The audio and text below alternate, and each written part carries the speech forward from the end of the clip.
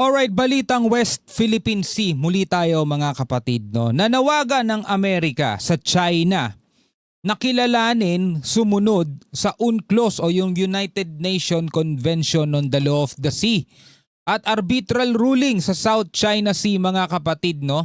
So kasabay ng pagdiriwang ng ika-9 na anibersaryo mga tol ng pagkakapanalo ng Pilipinas dito sa ating claim sa West Philippine Sea mga tol, ay nagkaroon ngayon ng radio challenge, no? Dahil mga kapatid, meron na namang panibagong ginagawa itong China. Sabi rito sa report mula rito sa Manila Bulletin, on 9th anniversary of arbitral ruling, PCG challenges 3 Chinese vessels claiming sovereignty, mga tol, no? Sovereignty over, may kadugtong pa to basahin na lang natin tong report dito. As the country commemorated the 9th anniversary of its landmark victory over China in the South China Sea arbitration case, the Philippine Coast Guard issued radio challenges to 2 Chinese warships and a Coast Guard vessels that operated off the coast of Cabra Occidental Mindoro on Saturday, July 12, mga tol, no? Meron na naman silang ginagawa mga kapatid. So panoorin muna natin itong balita mula rito sa News 5. Mamaya natin talakayin, no? Yun dito sa Manila Bulletin. So nanawagan ng Estados Unidos mga kapatid na kilalanin ng China ang UNCLOS. Actually ito lang naman talaga ang problema natin yung respeto at paggalang sa batas. Kaya tayo nagkakagulo rito no? Panoorin natin to mga tol. Nananawagan ng Amerika sa China na sumunod sa UNCLOS arbitral ruling na nagwawalang bisa sa kanilang pag-aangkin sa ilang teritoryo sa South China Sea. Yun kasi talaga mahirap mga tol, kahit naman sa nating dalhin hindi talaga mawawala ang kaguluhan kung merong hindi kikilala sa batas at igigiit mo yung alam mo yun, yung gusto mo lang mangyari. Kaya nga mayroon tayong batas kasi yun ang yun yung magsasaayos yun yung maglalagay ng kapayapaan Pero paano nga naman magkakaroon ng kapayapaan kung ganito, di ba? Sa pahayag ng US State Department para sa ika-9 na anibersaryo ng arbitral ruling, sinabi nilang naging mahalagang basehan ito para sa mapayapang pagresolba sa tensyon sa South China Sea. Yun talaga ang magiging paraan para mapayapang maresolba ang tensyon sa South China Sea. Kung ang China sana mga tol matututong rumespeto sa international law. Sabi rito, this decision legally binding on both the Philippines and China was a significant milestone and a useful basis for peacefully resolving disputes between parties in the South China Sea. Hindi natin kailangan ng mga missile, hindi natin kailangan ng mga warships, hindi natin kailangan ng gera. Ang kailangan lang natin mga tol, ilagay sa gitna yung batas at yun ang kilalanin natin. Diba? Ang problema nga mga tol, napakaramot kasi nitong China. Gusto niya kanya yung buong South China Sea. 'Di ba? Pero mula nang ilabas ang desisyon noong 2016, hindi pa rin tumatalina dito ang China. Tama. Patuloy nila ang pag-aangkin nito ng teritoryo at pagiging agresibo laban sa ibang bansa. Kaya tayo nagkakaroon ng kaguluhan. Kaya tayo nagkakaroon ng mga disputes, kaya tayo nagkakaroon ng mga ganitong mga threat o banta sa seguridad. Dahil merong isang bansa na ayaw ng kapayapaan. Diba? Tapos tayo pa yung sisisihin yan, tayo daw yung punot dulo. Layunin daw ng Amerika na panatilihin ang kapayapaan at pairalin ang malayang paglalaya sa Indo-Pacific region. Okay, so ituloy natin itong balitang to mga tol, no? Mula naman dito sa Manila Bulletin. Ayan, no?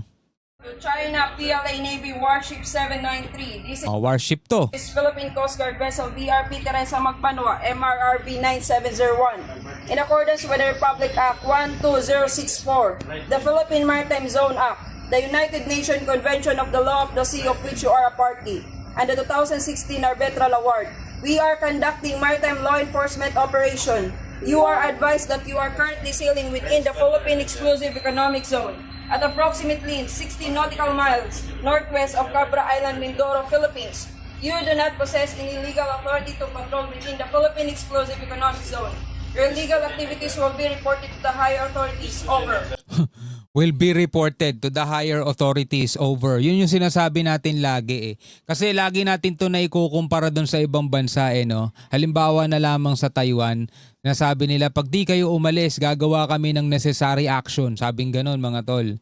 Eto naman, magre-report lang natin sa higher authorities. So eto, halos katabi, kung may kita mo dito sa video mga tol, halos katabi na ng barko natin, etong warship ng China mga tol. Ano? Barko ng China yan, may bandila sila eh, kitang-kita naman eh. 4. Diba? The 2016 Arbitral Award. We are conducting maritime law enforcement operation. You are advised that you are currently sailing within the Philippine Exclusive Economic Zone at approximately 60 nautical miles northwest of Cabra Island, Mindoro, Philippines. Grabe no, 60 nautical miles. Ang meron tayo 200 nautical miles. Nasa 60 nautical miles sila. You do not possess any legal authority to patrol within the Philippine Exclusive Economic Zone.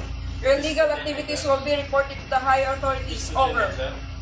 China PLA Navy Warship 164. This is Philippine Coast Guard vessel BRP Teresa Magbanwa. Oh, dito naman sa kabilang bahagi naman, no? Dalawa eh.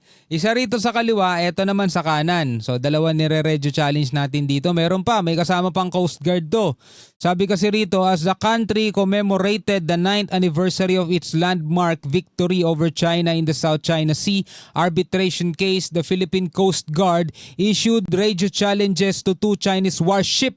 Dalawang Chinese warship and a Coast Guard vessel that operated off the coast of Cabra, Occidental Mindoro. MRRV 9701. In accordance with Republic Act 12064, the Philippine Maritime Zone Act, the United Nations Convention of the Law of the Sea of which you are a party, and the 2016 Arbitral Award. Pinapaalala, which you are a party, no? Kasama kayo rito sa kasunduan na to, huwag niyong kalimutan. Pumirma kayo dyan. Dito sa UNCLOS, United Nations. Nation Convention of the Law of the Sea of which you are a party, and the 2016 Arbitral Award. We are conducting maritime law enforcement operation. You are advised that you are currently sailing within the Philippine Exclusive Economic Zone at approximately 60 nautical miles northwest of Cabra Island, Mindoro, Philippines. You do not possess any legal authorities to patrol within the Philippine Exclusive Economic Zone. Panapaalala, wala kayong legal. Diba? Napahintulot o karapatan para maglayag dito. Your illegal activities will be Wala kayong otoridad. reported to the higher authorities. You are directed to leave this area immediately and notify us of your intention. Over. Ito yung mga dahilan, 'di ba? Kung bakit nagkakaroon ng disputes, kung bakit kailangan natin mag-acquire ng napakaraming mga modern sandata, weapon, kailangan gumastos ng gobyerno natin ng mga barko, mga armas, 'di ba? Kailangan natin magtawag ng mga malalaking bansa at magsagawa ng mga multilateral maritime operations, 'di ba?